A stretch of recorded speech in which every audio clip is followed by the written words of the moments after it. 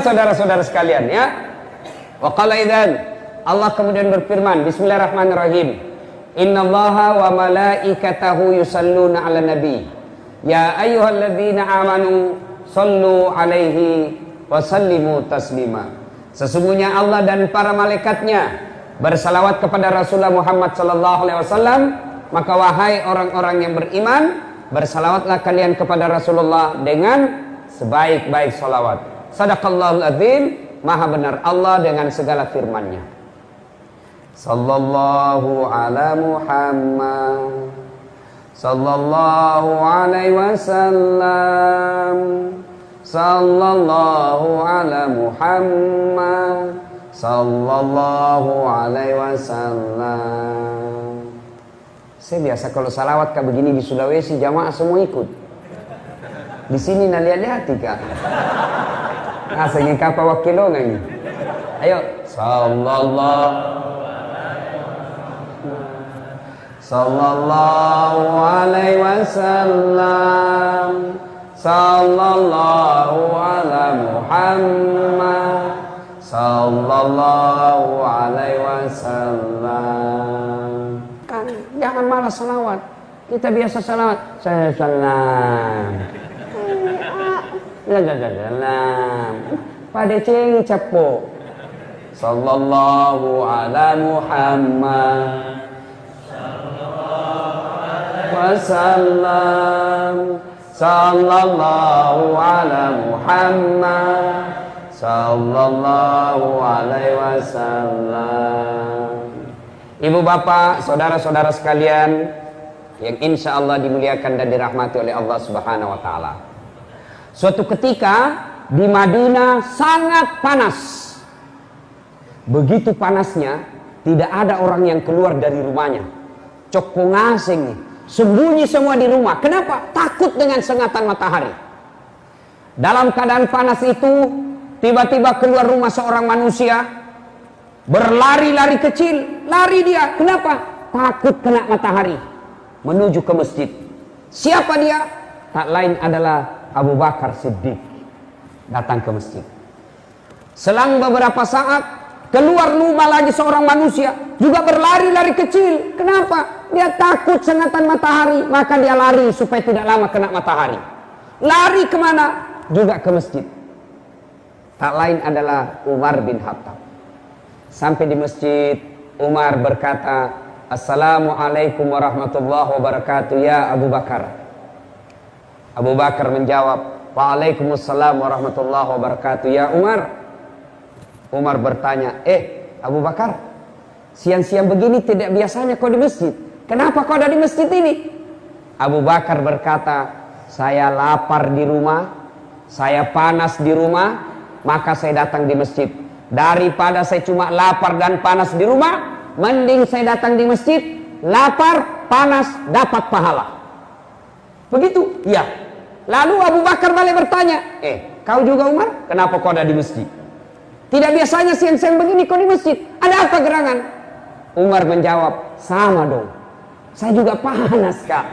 Aduh putoka, maka saya datang di sini. Akhirnya dua manusia pilihan ini, Abu Bakar Siddiq, Umar bin Khattab, melanjutkan zikirnya di masjid.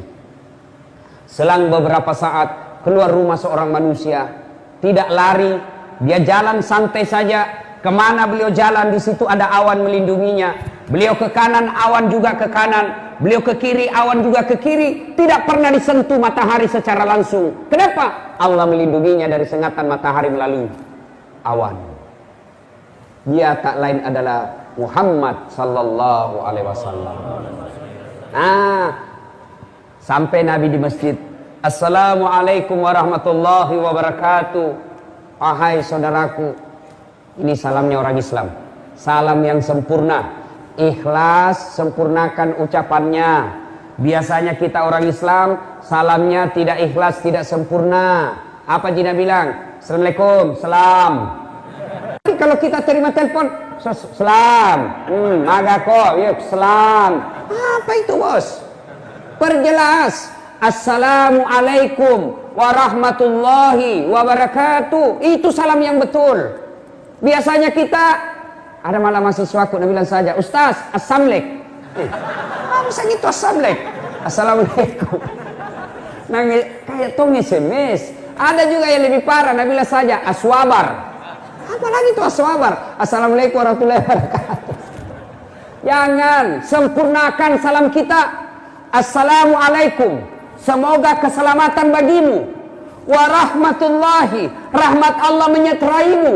Wabarakatuh, berkah Allah meliputimu. 3 doa di dalamnya. Yang makin ganti-ganti. Selamat siang, selamat malam. Malah yang bingung antara siang dan malam. Akhirnya apa Nabi bilang? Selamat siang menjelang malam. Apa itu? Bikin bingung. Bapak tahu enggak itu artinya kalau saya bilang selamat siang? Tahu artinya? Pak, selamat siang. Tahu artinya itu? Saya doakan ki selamat siang ini, soal malam tak beraki beca urusanmu. Itu namanya selamat siang. Tidak usah. Maka Bapak Ibu saudara-saudara sekalian, soal salam. Suatu ketika Nabi lagi duduk-duduk, ada sahabat yang datang mengucapkan Assalamualaikum. Nabi menjawabnya, Waalaikumsalam warahmatullah. Nabi lalu berkata, pahalanya 10. Karena dia bilang saja Assalamualaikum. Datang lagi sahabat lebih panjang, Assalamualaikum warahmatullah. Nabi menjawab, pahalanya 20. Datang yang ketiga, Assalamualaikum warahmatullahi wabarakatuh. Nabi menjelaskan, pahalanya 30. Artinya apa? Kalau Bapak tidak bisa memperbanyak amal dengan ibadah-ibadah sunnah, maka perbanyak amal dengan menyempurnakan salam. Assalamualaikum warahmatullahi wabarakatuh. Sudah. Nabi tanya ini 3 orang. 2 orang, Umar, Abu Bakar, kenapa kau ada di masjid siang-siang begini? Umar menjawab, maluku kini, lapar kami ini, makanya kami datang di sini. Umar lalu bertanya, Anda kenapa juga ada di sini? Dia bilang, singkamale, Mbak Ji, sama Ji. Banyak orang Bugis di sini, banyak. Luar biasa ini orang Bugis. Kemana-mana saya ketemu. Kemarin saya di Bontang banyak juga orang Bugis. Samarinda seberang banyak orang Bugis. Saya pergi biduk-biduk, dek bahasa Bugis orang di sana. Saya pergi Malaysia sama Sarawak, banyak juga orang Bugis. Begitu saya masuk penjara, banyak juga orang Bugis.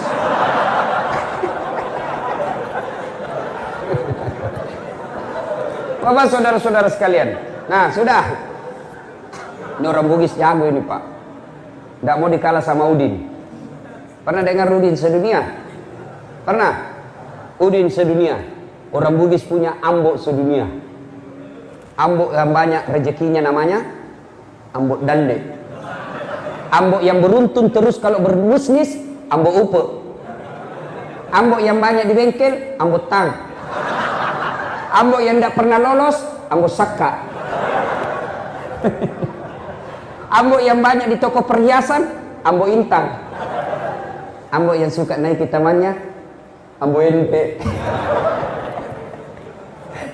Bapak saudara-saudara sekalian, ditanya Nabi sama Umar, ya Rasulullah, Anda juga siang-siang begini kok ada di masjid, ada apa? Nabi menjawab, sama Jaki, saya juga lapar dan panas, makanya saya datang ke sini. Akhirnya mereka melanjutkan ibadah. Selang beberapa saat, Umar punya usul, ya Rasulullah, bagaimana kalau kita ke rumahnya Abu Ayyub? Abu Ayyub Al-Ansari.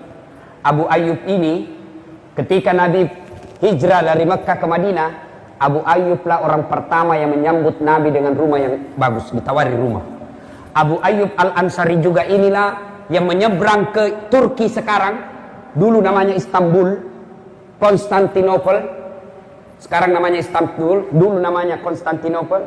Inilah Abu Ayyub Al-Ansari jalan ke sana untuk tinggal dan menaklukkan Konstantinopel pada saat itu, tapi tidak sempat ditaklukkan pada saat itu. Abu Ayyub, baru-baru saya dari Turki dan saya sempat sholat di masjid itu yang ada di dalam Abu Ayyub Al-Ansari.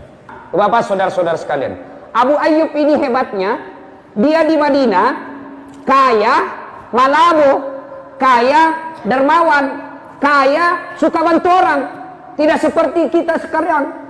Kaya, pelit, kaya, seke, kaya, kikir galang, kaya, mas seke.